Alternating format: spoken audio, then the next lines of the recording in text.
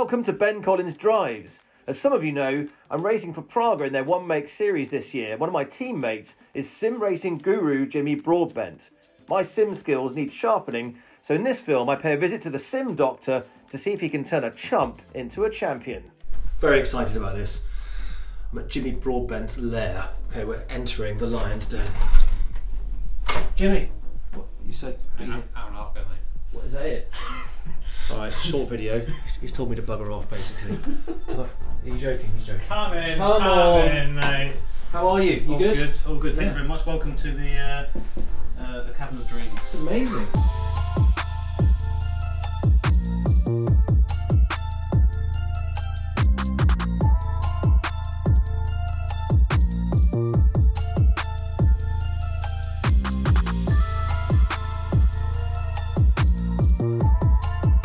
Some place, and you've got three rigs. I mean, this one is like something out of Knight Rider. Knight Rider, a shadowy flight into the dangerous world of a man who does not exist. Oh Got yeah. a yoke. So basically, this is my filming rig, where I do all the stuff for YouTube, because I've always used one monitor because it's really easy to film on that and Yeah. do stuff like that. This is like the training rig that I used for Praga last year and we'll use for this year as well. Cool. Which is much more centered around just me using it. There's not really any sort of filming capacity at all. And this is planes. Okay, so you're fine. There we go. So there's a throttle on the side here. Yeah. So you just sort of move over and scoot. Got some rudders down there as well. But I'm really not a very good sim pilot, so I think I'm going to stick to driving for now. So you really have learnt to drive or race in the sim, and then you've taken that into the real world with Praga, obviously. But there's that. Really, you've learnt to drive on this rig. Everything that I've put into a real life race car has come from this. Every technique has come from this. Because my first real life race was a rental kart race when I was 28. Yeah. I'm 30 now, so that's my racing experience. So before then there was nothing, and everything had started pretty much on that rig there. So Yeah. How much of it? So how much do you think can you convert from this? What's the missing element? Do you think? Or what's the transition like going from sim to real life? I think the thing that you're going to struggle with today is the lack of G-force. So like, that's the thing you don't get, of course, the lack of that sort of that feeling for your arse when you're driving. Yeah. That's just doesn't exist here at all. So I always say it's easier from a sim guy to get into a real car than the other way around. A lot more difficult, I think. So. But I think that the main elements you sort of take over is just like the rhythm of driving. Sort of very rhythmical once you get into it, and how to brake properly. It's a big thing in prototypes, Yeah. and how to get the car into the corner properly. These are all things you sort of learn. It's like a extended theory test. Yeah. If that makes sense. Yeah. You're speaking my language, but when I have tried this, I have failed miserably. This has got carbon seat, the whole thing. It's this serious setup you've got here. Yeah, so this thing, I basically went to my sponsor and said I would like to build a Praga rig, Yeah. a rig that emulates the sort of seating position and the feel of being in a Praga, because you sort of lay it down with it, aren't you? It's Yeah. not like a normal car. And we came up with this. It's sort of triple screens, tilt seat, and also sort of a Formula style rim on there as well. We went to quite a lot of detail. I mean, the brake pedal is the similar sort of force to the Praga. We can crank it up to be a similar sort of steering force as well. Yeah. And we even went to the trouble of sort of making our own set of physics for the car as well. So this is the closest representation to a Praga I think that exists Amazing. right now, and only I have it. So it's my secret tool. What software is underpinning this then? So we use a game called Automobilista, Okay. which is very closely related to R Factor. I don't know if you've heard Yeah. of that or not. But it's sort of like an evolution of that. And the guy who helped me make the car was a physics developer for this game, so he knows all the little nitty-gritty bits and Right. all that. So, Oh, so he literally knows what's under the hood, so he can tweak the software to adapt it to the different cars. I can take my shoes off. I reckon I can tolerate no gloves. I mean, how long have you got? well, hour and a half less than I. All right. Well, I'm faster. So come on, let's do this. I think I'm going to fit in. What are you saying? Christmas was ages ago. That's not bad. Yeah. Yeah. I love this setup. Can I ask how much this costs, all this gear? Yeah, I mean, obviously a lot of it was sort of provided by a sponsor, but I'd say if I were to purchase it, about $7,000, I'd say. Really? Okay. For that. Yeah, it's got a big, the thing has a sort of a leather built into it to make you feel like a actual clutch. And you can see in the bottom right, just under the speedo, your inputs. Yep, got that. There is no pit limiter on this, you can just go when you There's want. no speed limit. Okay, No, that's good you're to right. know. but you'll have cold tyres and cold brakes. Oh, good to know.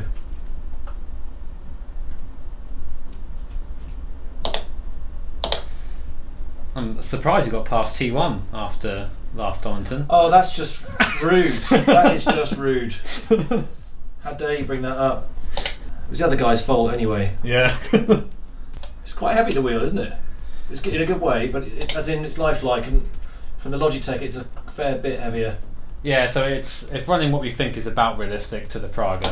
We have the scope to turn it up and down, but it's fairly easy. Oh no! See, look, Jimmy, I'm so sorry. The first of many. So that's looking like my T1 line, that one.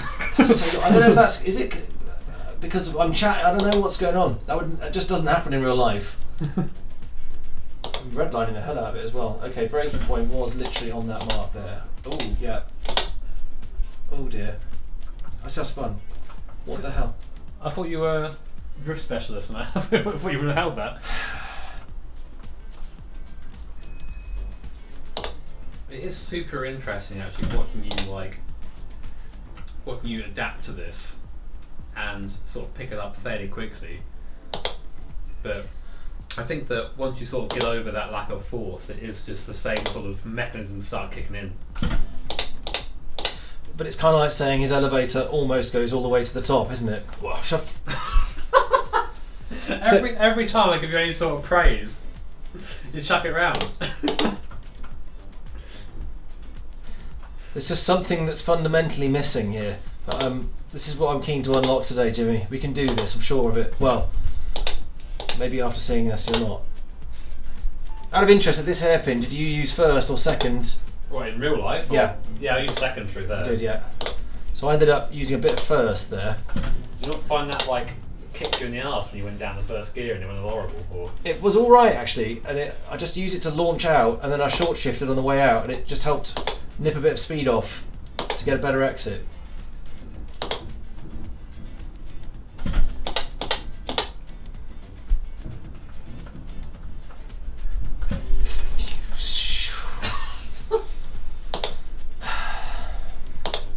What do you think is the thing you're struggling with the most in this right now? Because you seem to be able to put a lap together, but it doesn't seem to be consistent. No. But where I'm finding it strange is actually that nuance of braking. The braking feel and grip is different. I'm sort of doing it robotically based on what I know from the real world. But the bit that's really spooking me is the applying the power. Yeah. And when it breaks traction.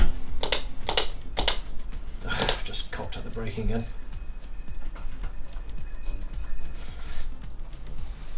Yeah, it's really easy to overdo it. I mean, the thing for me, is when you lock up, it's quite hard to know you've locked up. Yeah. Until you're actually going straight. That's something that is different in real life. I think you have a bit of a feel for that. Yeah. On power though, I think it can be quite similar. You just sort of just smash the throttle most of the time and put it in a straightish line, and it will do it. The tail is breaking free mid corner in a way that I'm not used to. Okay. So okay, so here's an interesting thing. What would you recommend? What would you say to your mechanics? Hey, I want this. What would you say? I would put more rear wing on, and I would drop the rear of the small amount of car time. to get it to calm that down, so carry more speed through the apex. Right, so he's made some excuses as to why he's been slow so far. So we've given him his excuses, and we're going to see if they pay off or not. Watch him complain about understeer now.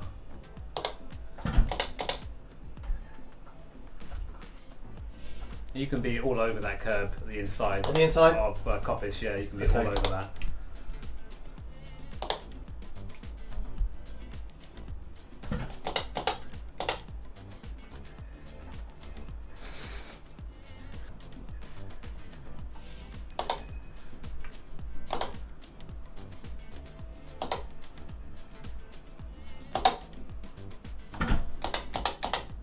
Having a good time through there.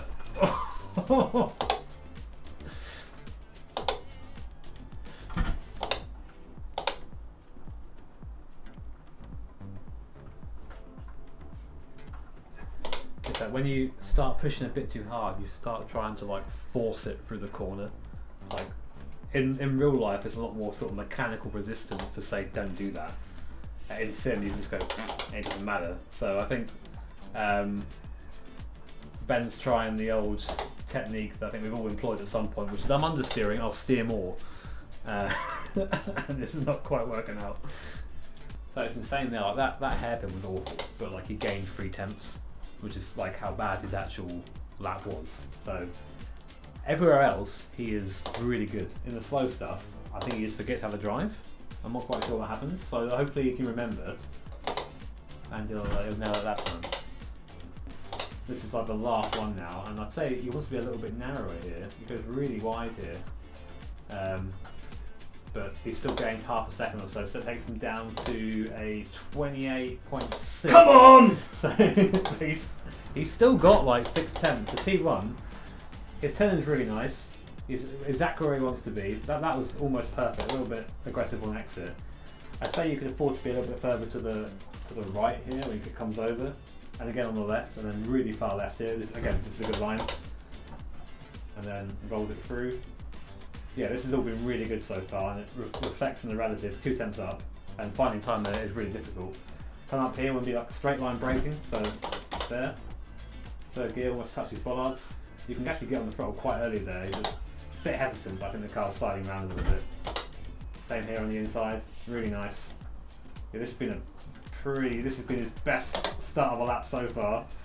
Lost a little bit of time there though. I still think there's more time to be adding the hairpins. 3 tenths up. That's not the line, but we'll say it is for him.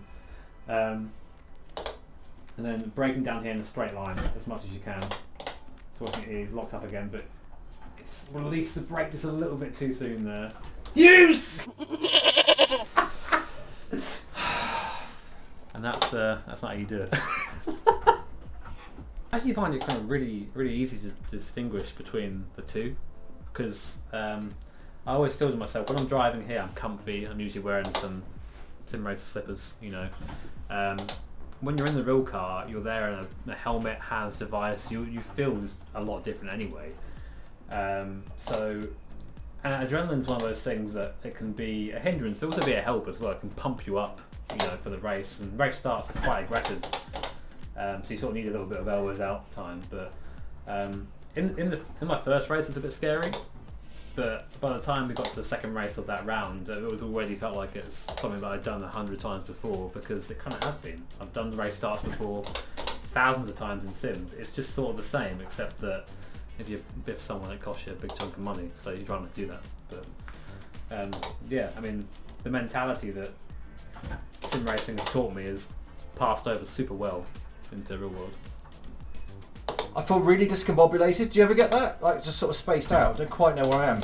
I think when you're like, your eyes are focusing on the screen for so long, because it's 2D, your brain just sort of goes into, I don't know, rest mode almost, and after a while it can really get you. I mean, I find myself, that happens sometimes with longer stints, but... How do you counter this? Is it with Coca-Cola? Red Bull?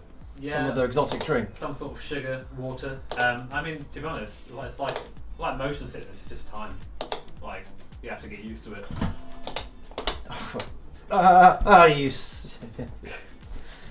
Of course I spun. Of course I did.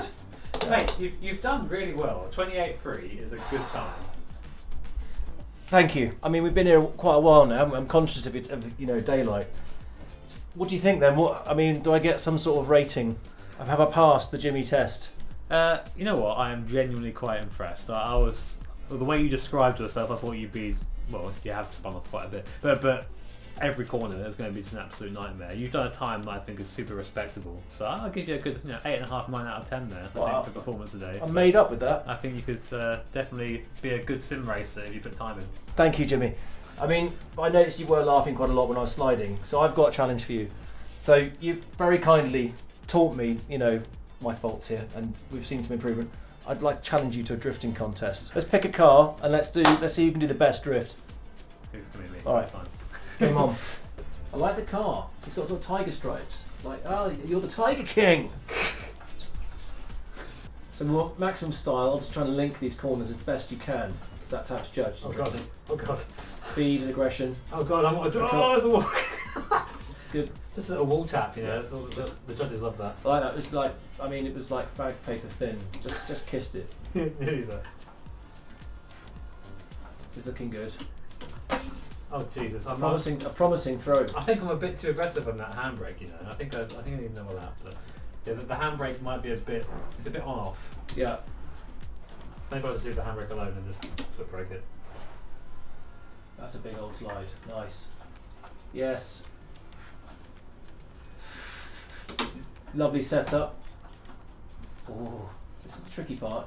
Just not run it too wide there.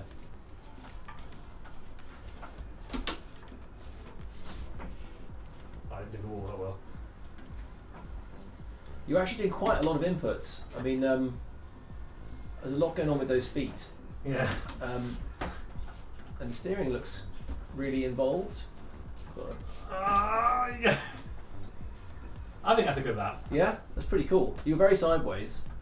I mean, in control, probably not. I was just saying I had to deal with his long ass leg pedal position here with these short, stumpy boys, and still managed to smash it out of the park. So you know. Yeah.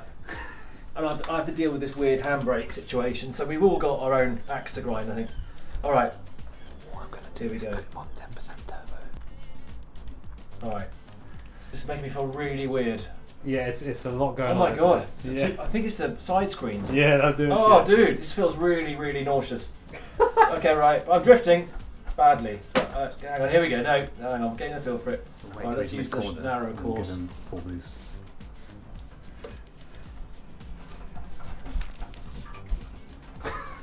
That was good. I nailed that.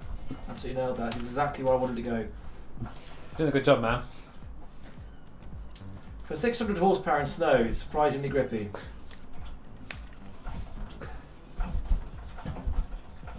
Oh, let's just take a shortcut just for this bit. I didn't like that part of track. All right, here we go again. Right, come on, game face. I feel like it's underpowered. Yeah. Are you messing with me? Huh? No, I wouldn't do that, mate. I wouldn't do that. You would do that. What have you done to me? Uh-huh. I'm back in my usual place in the wall. Okay. Can't see what gear I'm in. I'm presuming I'm in. So you give me full boost now. He's got a full boost now, so you can go. Fucking with me. Whoa, whoa! Oh wow, jeez. Okay, right. Oh dear.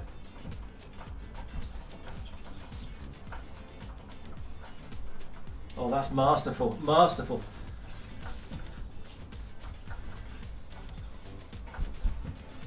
Oh, the understeer. Understeer drift is very rare.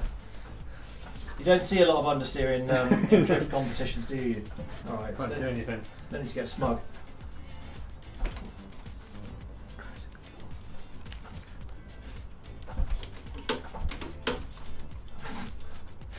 The handbrake is almost stationary. I've changed gear by mistake. This is you with your. I don't know. Oh no! I keep changing gear. You're in sixth gear now, yeah. Absolutely done me with this clutch handbrake business. Now you're in third. I'm in third.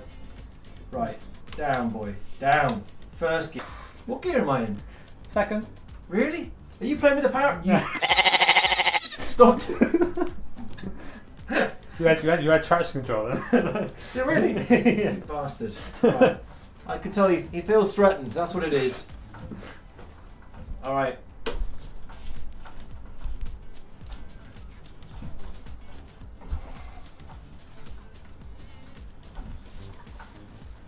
All right, come on.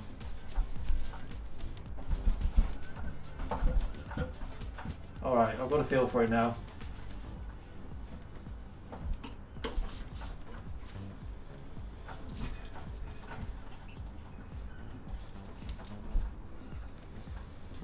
Still for lawnmower. Make it rain. Make it rain. I'm feeling a little bit more confident though. But that's good. Oh yeah, poetry. Poetry.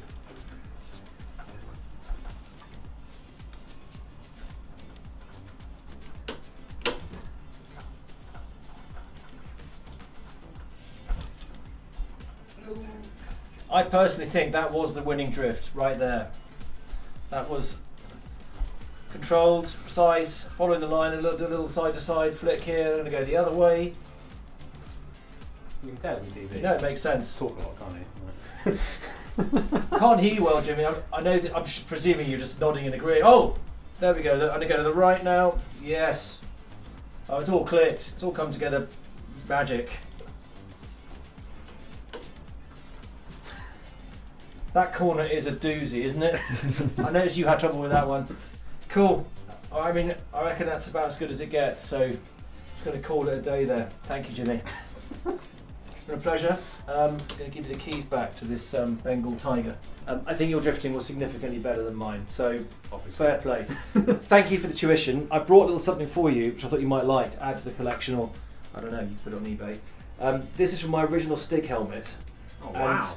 obviously it was no use because you could see through it. Yeah, yeah. So it's just been parked, sort of hanging, it was going to gather dust in my closet there. So just thought I'd give this to you and sign it off for, say thanks for the tuition basically. Thank you. For kicking my ass on the sim. Well, check out eBay, guys, very shortly. It'll be on there.